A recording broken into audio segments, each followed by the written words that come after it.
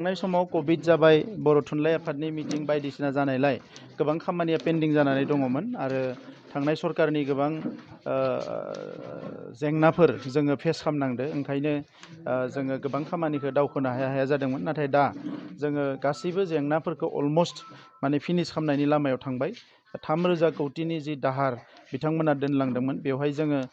Study खालामनानै बरननो हाबाय जे 50%आनो फल्समोन बियो दा बेफोरखौ बरननो हानायनि उनाव जोंनियाव दायो क्लियार जाबाय जे जोङो गोबां खामानि मावनो हायो एबार थांनाय बोसोरनि जि फाइनान्सियेल इयार बेयाव बिटिसि सरकारा गरसेबो थाखा दाहार खालामाखै जोङो गासैखौबो मोजाङैनो खामानिफोरखौ मावदों आरो नेक्स्ट बोसोरनि थाखाय जोङो एबार मोजां स्किम हमनो हागोन खख्लाबारियाव थांनाय बोसोराव जोङो 26 गासै 26 लामा जों बानायनाय जादों आरो एबार 25 लामा बानायगोन आरो 13टा गासै 13 दालां बानायनो थाखाय थिग खालामनाय जादों आरो बेजों लोगोसे माखासे गोबां हाबाफारि जों आखायाव लादों दा बेखौ मे मासनिफ्राय जोंहा माने समस्थिफोरखौ दावबायनायनि हाबाफारि जों लादों आरो मे मास 15 तारिखनि उनाव गोबां जायगायाव जोंनि एमसिएलएफ्रा मटर साइकेल लानानै गावबागाव समस्थिफोरखौ बेरायगोन नायगोन रायजो राजाफोरजों रायलायगोन आरो जेराव जेराव जेंना दङ बेखौ जेंनाफोरखौ थाबैनो सुफुंनायनि थाखाय राहा लामा लागोन। चिरेन्द्र बर'नि खनले सोंबाय दङ एनडिपिफोरा माबोरैहाय